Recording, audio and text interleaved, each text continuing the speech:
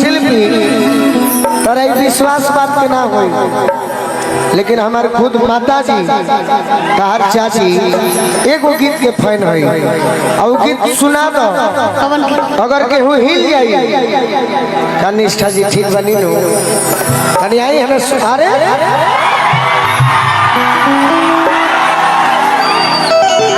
हम आज मित्र कहो भौजी ना कहो, इनके लिए जोरदार ताली बजाइए। ये नेहा सिंह निष्ठा जी बड़ी सुंदर आवाज की मालकिन, जितेंद्र भैया नेताजी से कम के स्वागत हो जाए। हमारी माता जी आपकी चाची चाहे माता जी मानी एक गीत फैन है कि दिला वाले में भर के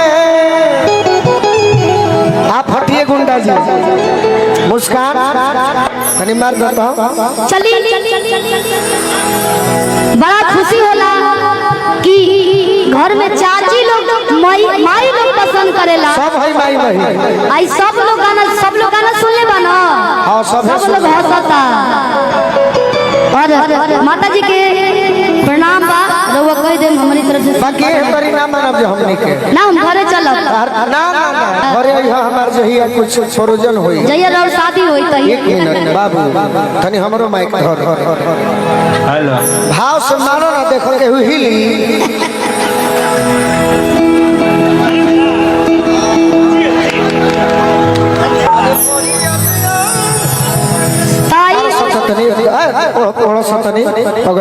सब लोग ओढ़ ले। मेहरारू का कहती है बताओ। औरतिया के नया नया शादी भइल बा। जल्दी में बताइए देरी हो हेलो देरी नहीं होत भाई अब देरी नहीं हो चाची जब लेना कोई वो देरी बुझाता है। औरतिया कह दिया केहू के नया नया शादी होला जेकर हो गइल होई वो जानत होई जेकर मरद शादी करा के आ जल्दी बाहर जाए के प्लान करस वो मेहरारू का करी बताइलो कि बड़ी याद आवे केहनु कही जल्दी बोल पगली कि बड़ी याद आवे ए बस हरी होने चल पिया के प्यार खाए हम साडू रतिया करतिया अरे पहाड़ दिन भाई कि का हमारा अरे करे जाल लड़ के ए मनोज भैया कि का कही हमारा सब लोग बैठ जाओ अच्छा अरे करे जाल लड़ के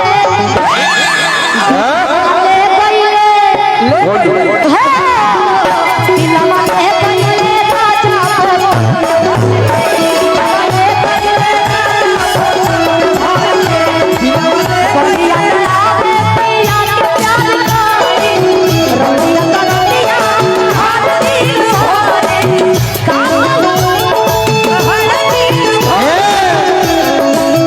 ये शिल्पी सखी ए सखी तनी बतावा तहर पिया के याद कैसे आवेला हमरा से बताओ कैसे सुनी हम बॉडी याद आवे रोडी हर दिन भाई का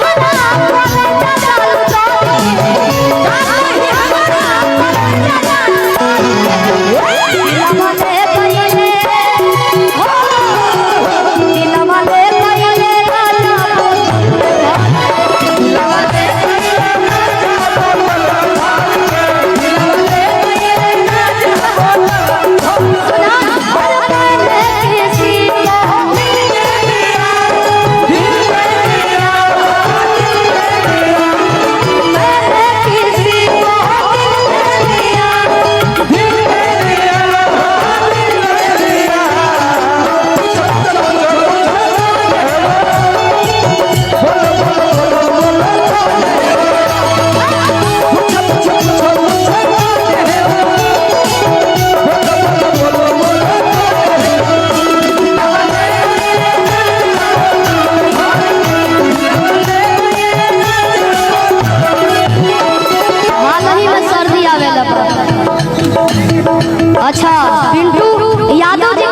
हरी टोला भैया के घर पड़ेला, ढेर सारा आशीर्वाद और ऐसे ही गाना हो रहे आई जब भाई बीच बीच में आशीर्वाद आला तो और जमत रहेला कहे का सरती में गवना भैया आज छूटल ना रहे गावाला के हरदी। सुनो शिल्पी बाबू हमारे का माफ करी, हम तार बीच में खड़ा बनी का है कि तू स्टूडियो में गावेलू जब तक खूब निमन लागेला और हमनी के अखाड़ा के बनिहार हो जाए का भाई गलती तो तहार लोग गीत सुनले बात ना सुनकर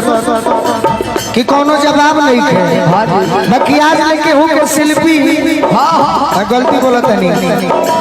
आज लेके हूँ शिल्पी के नाचत देखले बाकी ना हाथ उठा के बताओ केहू नहीं के देखले बाकी मंच पर बनी बनी कमर भी हिला देबू तो देखो ताली के कमी ना रही शिल्पी ये हमारे गार्जियन है सब आशीर्वाद दे लो।